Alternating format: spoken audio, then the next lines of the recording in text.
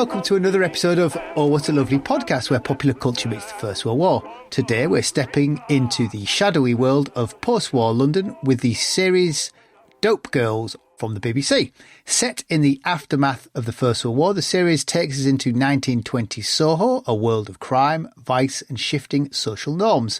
The titles at the start of the show tell us the series was inspired by real events.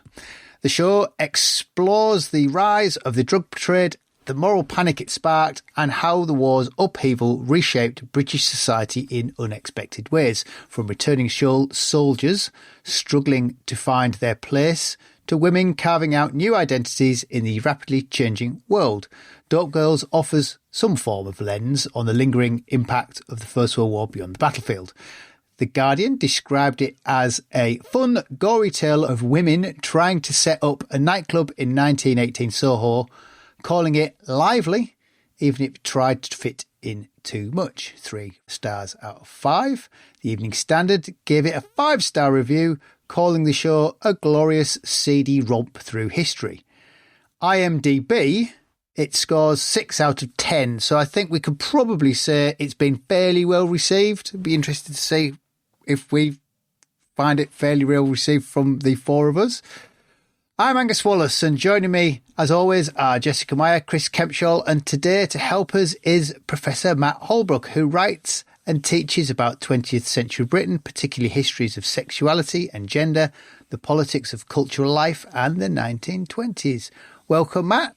Thank you for joining us. Hello, thank you for having me. Before we get to Dope Girls, what drew you to the into this interwar period in Britain? My sense that calling it the interwar period was a problem, to be honest. I got interested in the 1920s and the 1930s through the kind of unlikely stories, particularly the kind of the unexpected stories that I sort of stumbled across working on my first book on Queer London, which led me into thinking about the vitality, the vibrancy, the newness of urban life, of urban culture in the 20s and 30s.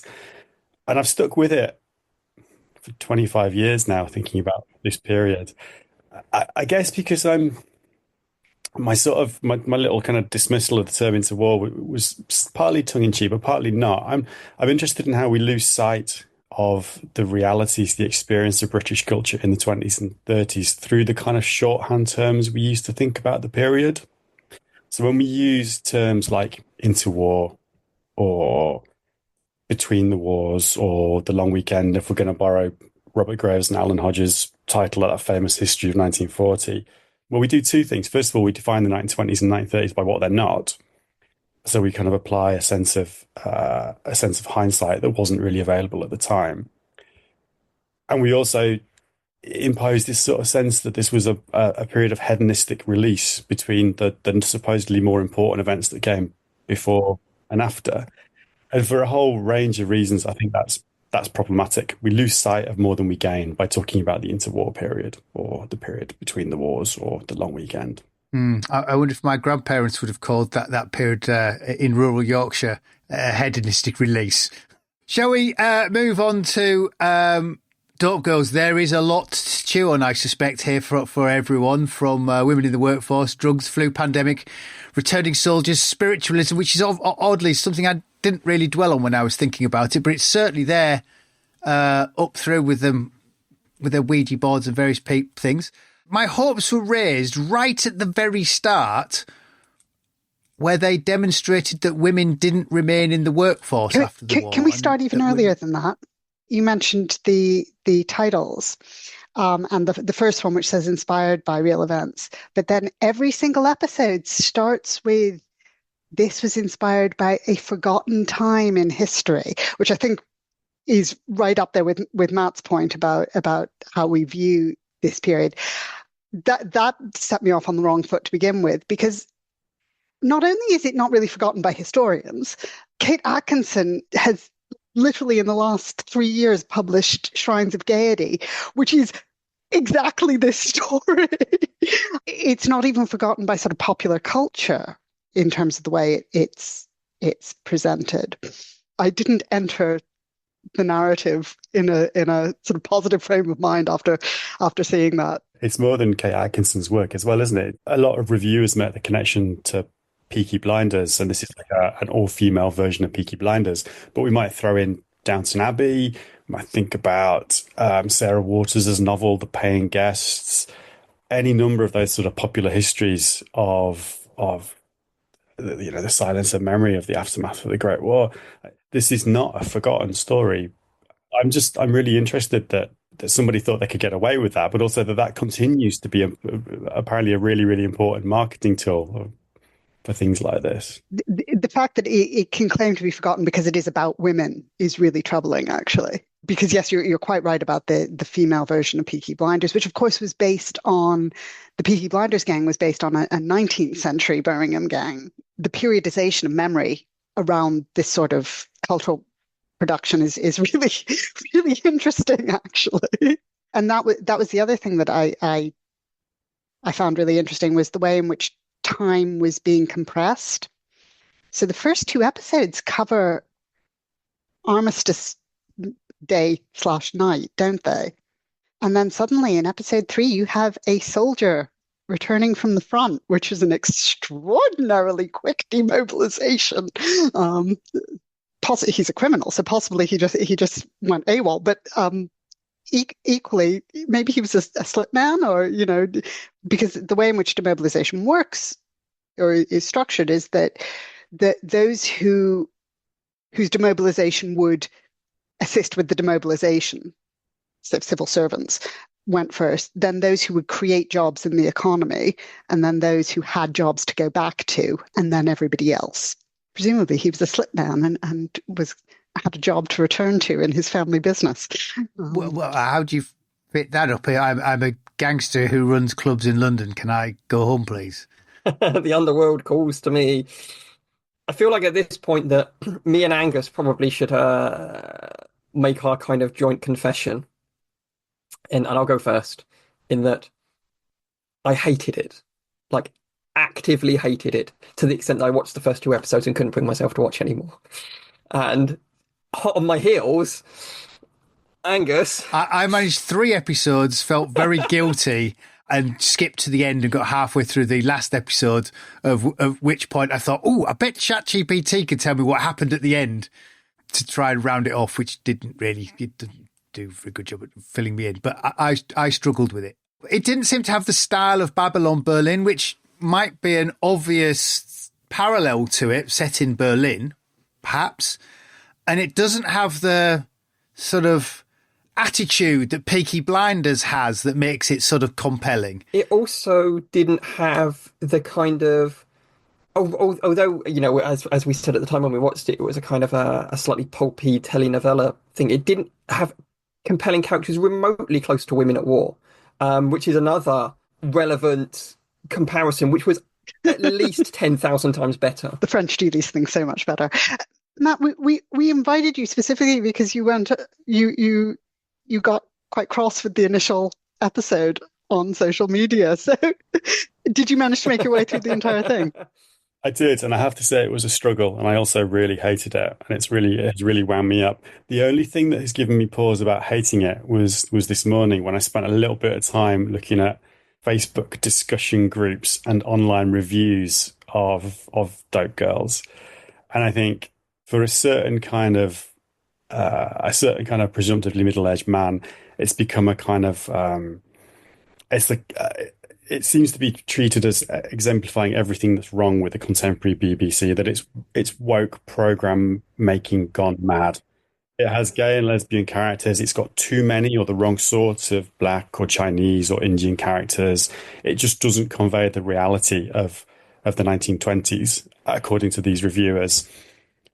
And what gave me pause was thinking that, oh no, in hating it, am I on the wrong side here? And where's the balance between that sort of broadly small c conservative reaction to this program, and then I guess the kind of unease or the discomfort that it sounds like all of us had watching it? It was a hate watch, absolutely, for me. But I think it was episode 5. I quite enjoyed, for the rather random reason that they decided to start doing painterly references, and I was trying to work out where Freud's screaming popes fit in with a representation of the 1920s. Violet is on drugs and she starts screaming and shaking her head. It's absolutely a screaming pope's image. And then Degas' Parisian ballet dancers in the audition scenes. So Billy goes to an audition and she's walking down this corridor of all these nice young ladies in tutus that is absolutely Degas painting the Ballet Royale, which again, really muddled periods, really muddled references to use paintings of women who would have been deemed prostitutes at the time to represent sort of respectability relative to Billy's modernist aesthetic. It was just really weird and a complete misinterpretation, not just of history, but of art history as well. It's a strange mix. The time thing is really interesting because on the one hand, it is a kind of greatest hits of cliches about the aftermath of the Great War. So we've got a kind of scene, there's a scene where Luca Scallucci is suddenly kind of transported back to presumably a muddy trench in Flanders and has this hysteric flashback. So we've got the kind of shell-shocked ex-serviceman. We've got the kind of spiritualist and that sort of attempt to kind of retain contact, make contact with those who've been lost. We've got different versions, ultimately very unsatisfactory versions of the flapper or the modern girl of the 1920s. So there's all of that going on. But on the other hand, it kind of gives post-war London the look and feel of what? The Victorian slum, potentially? The saloon of the Wild West? There's something just completely off about the stylistic references, the way it's set up. I did have a question for you, Matt, because you'll know this better than I. In terms of the racial profile of the clubs, and this is not to say there are too many or the wrong sort of racial representations, but I was getting a very strong vibe of the Harlem Renaissance in terms of that representation. How much was that what I think of as African American influence on music there in 1918, and how much does that come into London clubland later? It's there in 1918. There are African American jazz musicians playing in London clubs in 1918. It's not that long. I mean, within a year or two, that kind of jazz music subculture is much more extensive.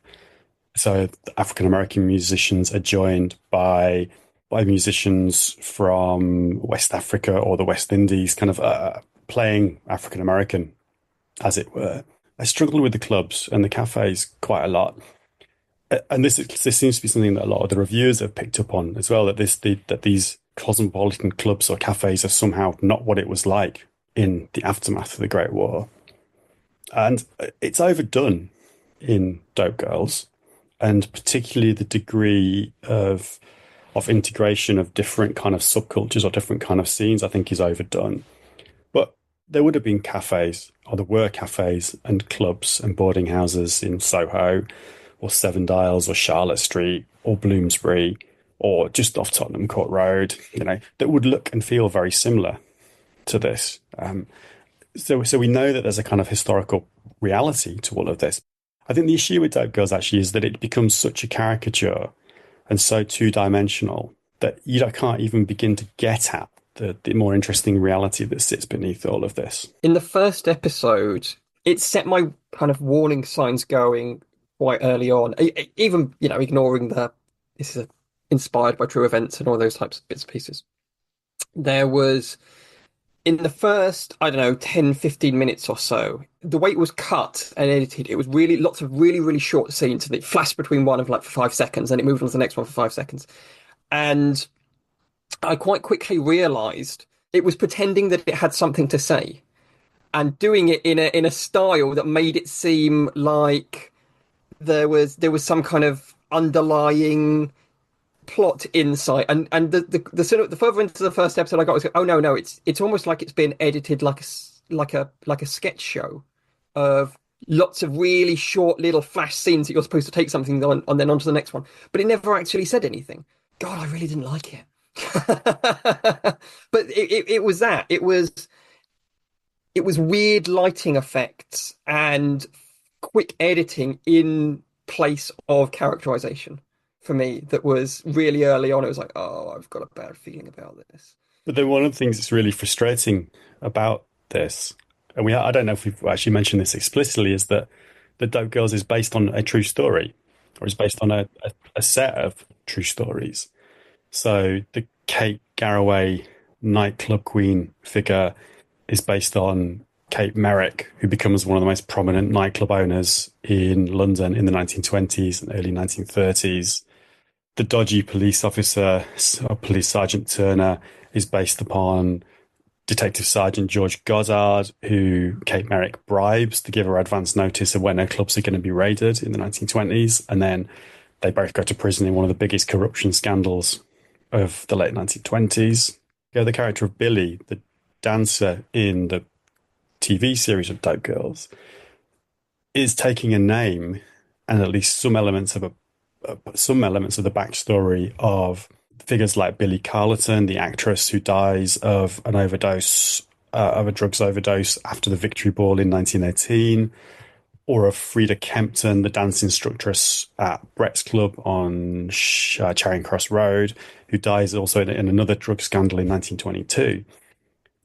And all of these figures, in many ways, are all of the figures that are hat-tipped, that the series hat-tips towards, are kind of more interesting than the characters we get in the show itself.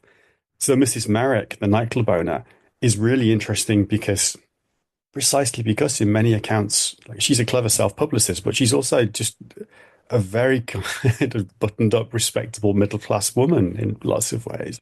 So she's the inspiration for Shrines of Gaiety, which is why that was my sort of go-to reference point for this. And Kate Atkinson does a wonderful job of sort of that tension between her lack of glamour and what she is selling, as well as her respectability and the violence that she mobilizes to sell it. Kate Atkinson's version of Mrs. Merrick is much more interesting than Kate Galloway. Yeah, precisely because the Kate Galloway figure sort of plunges into the underworld in lots of ways, whereas the Mrs. Merrick figure is just a really interesting example of how underworld and overworld are kind of sort of entwined at different times and in different places in the 1920s. You know, like Mrs. Merrick's daughters go to Rodine. One of them at least marries an aristocrat. You know, society and the slum kind of come together in this story. And there are hints of that in the TV series Dope Girls, but it misses an opportunity to do something much more interesting and nuanced with the kind of characters. And I think the story of Billy in the TV show Dope Girls is also just a sort of slightly frustrating caricature. There's no sort of sense, you know, if you look at the story is about Billy Carleton or Frida Kempton and the way that the contemporary press tell these stories, there are really interesting ideas about the confidence and the sense of possibility that is enshrined in the figure of the modern woman or the flapper, but also their kind of vulnerability.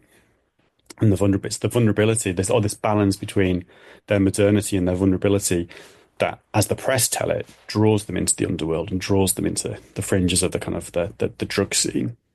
We don't get much of that, I guess, is what I'm saying, in the TV show. Can I ask? I'm slightly curious about this idea of the drug scene, because we obviously look at it from the drug scene now as has been it's a bad thing. Can you imagine going to a club to take drugs? But my feeling is, at this period, drugs were medicinal, not necessarily recreational. So this is the period of transition. And does that then almost skew the way that the programme views drugs? Because it's expecting the viewer to just see them as being bad and underworld, which perhaps they weren't at the time. Yeah, I think that's exactly right. The interesting thing about the moral panic about drugs that follows on from the Great War is that it's about exactly what you're saying. It's about this shift between different ways of thinking about narcotics, different ways of regulating them, and also, I guess, different social scenes around them. And in this sense, Dope Girls to me feels more like accounts of jazz clubs or dance halls in the 1940s, when there's a much more kind of fully developed drug scene, or where drugs are more kind of integrated into London's nightlife. I guess as far as you can tell, in the late 1910s and 1920s, drugs have been kind of sold on the fringes of these clubs. And there's some really interesting sort of scandalized newspaper accounts about that. There are all of those kind of opium dens in the East End of London and up in the West End, and there's the kind of the folk devil of the predatory Chinese drug dealer like Brilliant Chang. But the nightclub scene and the dancehall scene is something, it kind of sits slightly separate, actually. And if there's a drug that's fueling the nightlife of London in the 1910s and 1920s, it is precisely alcohol rather than cocaine, at least for the mainstream. And that alcohol was readily accessible. I was just thinking, in the immediate aftermath of the war, how accessible was the amount of alcohol that we do see as being available? Because, of course, trade had been disrupted by 4.5 years of war. That's the sort of legacy that I wondered about. And class was the other question that really got elided. There's a moment where Kate's at a dinner with her respectable acquaintances and talking about the victory ball versus the nightclubs, which positions the nightclubs as something for the working classes rather than the more exclusive victory ball, which to me is a mischaracterization both of nightclubs and a victory ball. So I sort of had two questions. One is about the accessibility of alcohol in this moment, but also about the extent to which the nightclub scene was actually mixed class, much more mixed class than perhaps that representation. I mean, I don't know actually is the answer about alcohol and about its availability. The nightclub scene that politicians and the press panic about, well, it's interesting. Like, they're more worried about shady basement nightclubs in Soho or Seven Dials than they are about the suburban Palais de Danse or the kind of shishi Piccadilly nightclubs. And that's about class, particularly about the kind of class of people, of the entrepreneurs who were setting up these venues. So there's something there about where there is a kind of distinction between social classes. There's a geographical dimension to it, right? Like the respectable clubs are on Piccadilly or in Mayfair, and the dodgy ones are down a back alley or in a basement somewhere just on the periphery of the West End. But clubs, the kind of clubs that get raided, Dalton's, which is Mrs. Merrick's first club in 1920, something like Brett's on Charing Cross Road, they're really interesting precisely because they're bringing together different social classes. And for the police and for journalists, that's precisely the dangers of them. So in a club like Dalton's or a club like Brett's, you have slumming aristocrats and respectable tourists hunting a good night out. But you've also got what police officers often describe as women of the unfortunate class, or you've got waiters or jazz musicians having a drink after work. You've got the kind of fringes of the criminal underworld. So that kind of scene is much more, I wouldn't say it was democratic, it's more demotic in many ways, and that's the danger of the nightclub. I was sort of wondering where Bertie Wooster, who keeps on getting busted in these raids, fits into. Oh, 43 or the Silver Slipper or something like that. Yeah. So I think it's a really interesting point about kind of the clubs that act as like the overlap between the various kind of classes. Is there also an underlying fear that there might be something kind of vaguely revolutionary going on in some of these places at some of these times, in a kind of like a proto-Red Scare type thing, that, if you get some of these kind of working classes and upper classes and middle classes together to this time period, it's just a little uneasy. I've not come across that. There are other spaces within London's nightlife that are seen as sort of politically more challenging. Often that's to do with sort of race or nationality, that black cafes or eating houses, it's both the fact of their clientele, but also that they're dangerously impermeable to the outside world. So there's a lot of talk about how there are certain kind of cafes to which no white person would ever be admitted. And that's a problem, because it's inside of these cafes that you start to see that kind of that emerging anti-racist politics, but also you start to see the kind of criminal conspiracy that often is is stereotypically associated with Black and Asian communities in this period. It's about the ownership and the run of these sort of clubs, because in Dope Girls you've got the I forgot the name of the family, the Scalucci family, and I thought, they're Italians. There's Bar Italia, which is ancient in Soho. Apart from I looked it up and it's a post-war Italian coffee house is Bar Italia. So would these be run by foreign immigrants running them, or were they run by British people employing foreigners? It's a mixture of both, and I think one of the things that Dope Girl skates over is about the kind of the national, the cosmopolitan nature of Soho, the sort of neighbourhoods around that in the aftermath of the war. Like the Scaluccis are just there, really a sort of threatening mob, a vague threat of mob violence in the background. And I think what we miss out on is how a neighbourhood like Soho or Seven Dials or Tottenham Court Road is a place that recent successive generations of recent migrants to London have been able to make a home. So Italian or Eastern European Jewish migrants, or people moving from across the British Empire, the British world, Belgian refugees during the Great War arriving in places like Soho and Seven Dials, and finding, really because of the nature of these places, been able to find cheap commercial and residential property. Like, these are precisely the kind of places where you can find somewhere to live and find somewhere to set up a shop or a cafe or a restaurant or a meeting house or a nightclub in this period. So I think it's a mix. I can't imagine a BBC TV series ever getting into this, but I think the property market, the market in commercial property in London in the 1910s, 1920s. Well, clearly there's a really interesting economic history here. Yeah, and this is something that I have been writing about more recently. Soho was odd as well because it's on the edge of the Crown Estate and the Duke of Westminster Estate. So Soho is privately owned next to these large estates. Yeah. And I think what you can often see, or the easiest thing to see, is who's renting places. So you can see that a Belgian couple arrive in 1915. By 1916, they've set up a little cafe bar. It does quite well. Then the police get interested. It gets closed down. And you can see the same thing with the Italian eating houses in Soho or Seven Dials and so on. It's much harder to see kind of what's sitting behind that, like who actually owns the land and the property. And also it's harder to kind of see the dodgy estate agents who sit somewhere in the middle and are taking these sort of rundown buildings and these empty commercial properties and finding tenants to fill them.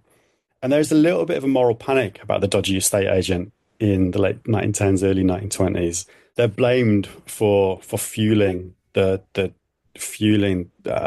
rise of the disreputable club in London. But it's really hard to kind of get who is doing what. And presumably some of that was off the back of the rhetoric of homes fit for heroes. And I've just been writing something about welfare in the First World War and thinking about what bits of people's lives the state got involved in. Of course, up in Glasgow, there is a demand for state intervention into the housing market to repay the soldiers who are sacrificing their lives. Yeah, and the flip side is a massive housing crisis in London. Like there's a housing shortage, rents are skyrocketing in places on the kind of edges of Soho. Residential properties are being converted into offices or to shops or to warehouses. So there's all of that is kind of going on as well. Well, there's always a difference between what kind of clubs and what kind of club owners we see and what's going on. The kind of clubs and the club owners that worry journalists, muckraking journalists and evangelical home secretaries the most are usually Russian or Italian or black or Asian, rather than Mrs. Merrick type. I mean, Mrs. Merrick in some ways is an exception because she's so kind of respectable. In some ways, she's so respectable and so mainstream. But often the clubs that get raided and the clubs that attract the attention of the police are run by very different people for very different kind of clientele. I'd watch a 1920s version of Location. I think that sounds great.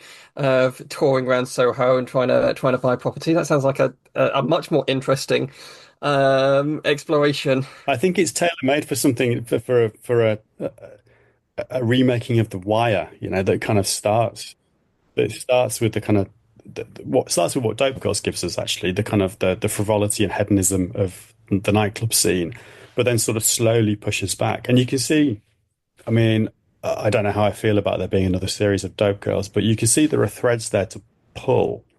So they introduced and then killed off a dodgy police officer. There's a politician on the make. In the very last scene, or one of the final scenes of the last episode, there are a kind of a clamoring crowd of journalists coming to listen to Kate Garraway declaim as she comes out of prison or the police station. Those threads are kind of coming out for a more interesting story of 1920s London. I think you are probably better placed to talk about this than I am, but I was also struck that Dope Girls is a version of the aftermath, a version of the 1920s with all of the politics taken out of it. Quite often, certainly in those first two episodes, it actually felt like the time period it was set in was irrelevant, effectively incidental. They set it in that time period because they had to find a time period to set it in. But actually, what was going on in that time period is neither here nor there. I mean, we've brought this up before, but the slight odd geography of central London, sort of more looking like Ripper Street and sort of late Victoriana. And it, at no way did it look like, I worked in Soho for 15 years, it didn't look like Soho, any form of Soho to me. It just looked like some East End slum with the First World War imprinted over the top. Yeah, but it's also, there's actually very little war in there. There's a lot of talk about the Victory Ball. We get the inevitable shell-shocked ex-serviceman, which was a very odd choice of shell-shocked ex-serviceman because he's a violent criminal. And other than that one scene, the fact that he's a sociopath is mainly attributed to the fact that he is a gangster, a la Peaky Blinders in some interesting ways. There's no real connection with his war service, which is really interesting given that one of the political debates in 1918, 1919 was, have we brutalized a generation of young men, turned them into killers, and are now bringing them back and asking them to become part of society? Which is John Lawrence's discussion of the Luton Town riots in 1919, the Peace Day riots. And of course, that was a moral panic that had no basis. The vast majority of men put whatever training they had in killing to one side and returned to civil life successfully to a greater or lesser extent. The war is sort of there in really minor but very disconcerting ways. There were a couple of scenes in the first episode where, Chris, your point about the sort of sketch show element, there's a minute scene of a prosthetic leg on a market stall, and another one involving, I think it's a fake eye or disfigured facially disfigured ex-serviceman. I can't remember now. But it felt like war disability as disability porn. It was really, really uncomfortable. And it's sort of there for 2 seconds, and then it's gone.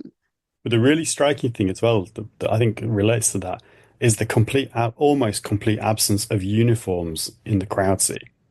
And if this is 1918 and 1919, and we've touched upon this before with the speed of Scallucci's demobilization, the presence of uniformed servicemen in these crowds and on the streets and in these venues all the way through the 18 months, 2 years after. But even before November 11th, you'd have had men on leave, you'd have men in home service in uniform. Uniforms were everywhere. Why wasn't the Home Secretary in uniform, actually?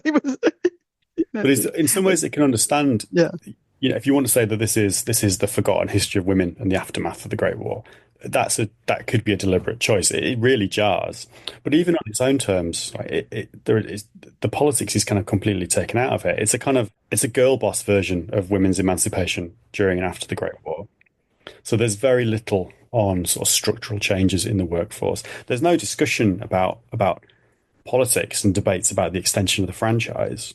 There are hints about the process, the push to get women out of the workplace and reintroduce the marriage bar after the Great War in there through Kate losing a job in a butcher's.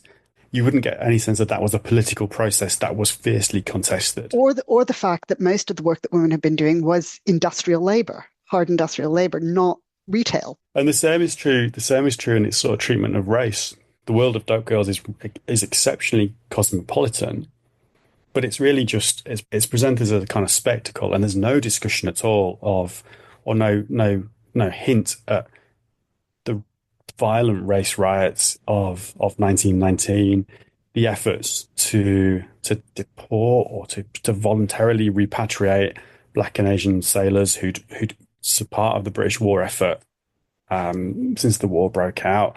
None of the hints on the tightening up of legislation on nationality and citizenship.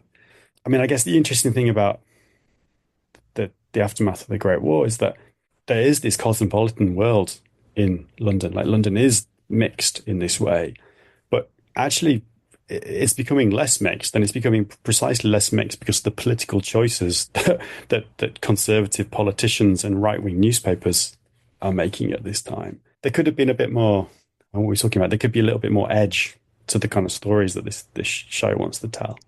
I think also that your point about the kind of the weird kind of cosmopolitan place in it is has kind of landed on one of the issues I think I had. It was cosmopolitan without ever being imperial. You don't really get a sense of an empire recently at war and what that would have meant for the makeup of somewhere like London, in that it just doesn't, it's not there. It doesn't really appear. It doesn't have a place.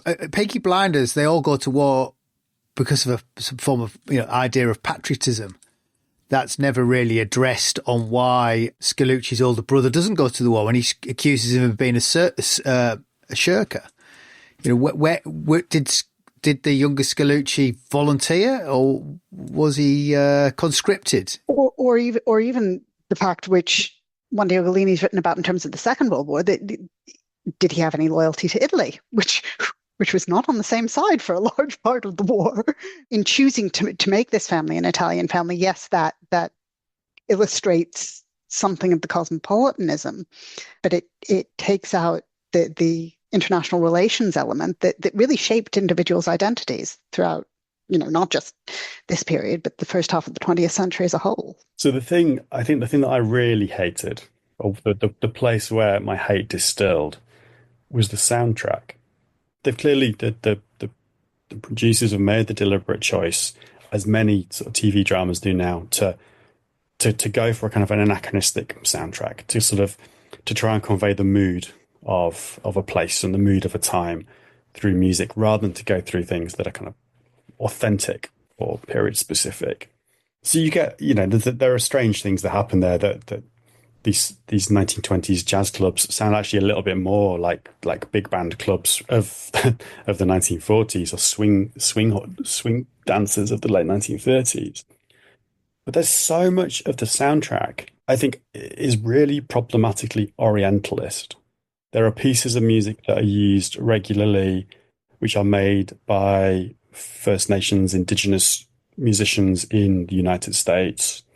There are 2, possibly 3 tracks that are made by a kind of, I think they're a Siberian folk music techno mashup, and it's catchy and it sounds good, and actually the soundtrack is quite good to listen to while you're working, but it just becomes a really problematic Orientalist wallpaper in the show itself, and it conveys a generic sense of difference or tribalism, or a kind of an idea about the primitivism of the club scene. I find that really quite problematic. Well, talking of Orientalism, that's also reflected in the representation of the seance and the Egyptomania of how the seance was run, which is totally out of whack if you look at Owen Davis's history of spirituality in the First World War. Certainly the objects associated were actually being produced in upstate New York, apparently, was the biggest producer of spiritual objects during the First World War, if you discount Bibles, which of course were the most common spiritual object. But yeah, there's a very Orientalist feel to that representation of spiritualism that's just completely at odds. I'm bringing you back to Kate Atkinson because, of course, she's very rooted in Yorkshire, in the spiritualist church in Yorkshire throughout her oeuvre, And I think references that in Shrines of Gaiety. It's a similar point, isn't it, with Mrs. Merrick, that the reality of spiritualism, the reality of Mrs. Merrick as a club owner, is more kind of humdrum and respectable and domestic and English than Dope Girls the show can allow it to be. If you wrote the idea down on the back of a postcard as a pitch, everyone would go, "Ooh, that's really good. That's really great." But somehow it's missed the mark. I can see them, the elevator pitch for this, what you're saying. I don't know if it's a question of it missed the mark in that it didn't exist any more than an elevator pitch. That what you get is the elevator pitch spread incredibly thinly, like a small amount of butter, over 8 episodes of toast. And it never actually goes any further than Peaky Blinders, but what if women? We've had this a few times where we've read something or we've watched something and we end up talking about how much we would have enjoyed the potential of the thing if it had been realised. I don't know what the potential of this thing was because it just there's nothing there. There's nothing in it. The thing that got me was you mentioned, Matt, the sort of sense of release and joy that the clubs were supposed to evoke. There was none of that. It was so grim, and you just thought, well, why did anybody go to these to enjoy themselves? None of it felt okay. So the end of the war and the grief and that ambiguity, but there was huge relief. And the controversy, they mentioned the controversy over the victory balls, but my understanding is that didn't emerge until 1925. Everybody was quite happy to celebrate we survived in 1918, 1919. And it wasn't until the mid-20s that the Daily Mail started to write judgmental editorials about soldiers who wanted to celebrate their own survival rather than recognizing the dead. And that's around about the same time that the moral panic around nightclubs specifically really, really, really kicks off. I mean, it is interesting to think of it as a missed opportunity. So the show, as I understand it, options Marek Kohn's book, Dope Girls, on the making of the drugs underground, which is old now. I think it was first published in 1992 or 1994. For many years, I used that book in teaching about British culture, about the Great War, about Britain in the 1920s and the 1930s, because there was nothing quite like it, or nothing as good as Marek Kohn's Dope Girls, for getting students to think about that moment when war became peace, and to think about the relationship between, on the one hand, I guess what we might think about as a zeitgeist or a sense of post-war release, but on the other hand, what we might talk about as kind of quite specific social or cultural or political or economic changes. And I think what Dope Girls, the book, did so successfully was push into these stories. Like, it tells these stories of drugs, of dealers, of tragic young women who died desperately young because of an overdose. It tells these stories very, very well, but it does a really amazing job of showing how the moral panic over drugs becomes a way of talking about what has happened to Britain during the Great War, and what is Britain going to become as the difficulties of that transition become evident, and as the pace of change in peacetime begin to accelerate. Looking at Dope Girls the show versus Dope Girls the book, you get a sense of how where this opportunity is being missed. Right?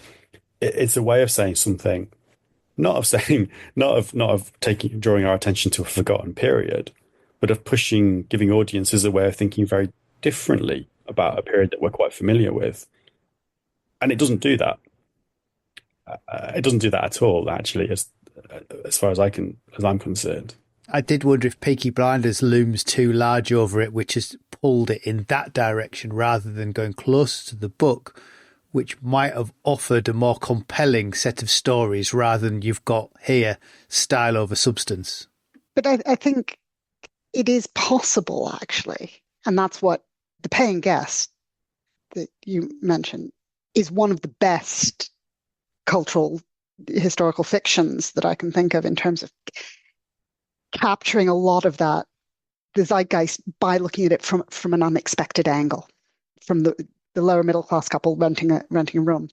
They have been forgotten. Very good. So I think we could probably say that our IMDb stars would not be as high as 6 out of 10. But if any of our listeners do want to get a sense of this period, we've got Marek Kohn's Dope Girls, Kid Atkinson Shrines of Gaiety. Dope Girls handily reissued to take advantage of the TV show. Very good. Well, shall we just close with Chris? What are we doing next time out? I have no idea. I mean, I'm in Japan for most of April, so there's a possibility that it's a you problem. If you give me the name of the book, I've got a group of teens who'd be interested in reviewing. What was the young adult novel? No, it was me who saw it. Yeah. Anyway, I've got a panel of 16-year-olds who'd be interested in coming to chat about it. Fantastic. Exciting. Very good. Well, thank you, Matt. No worries. Thank you very much. Goodbye.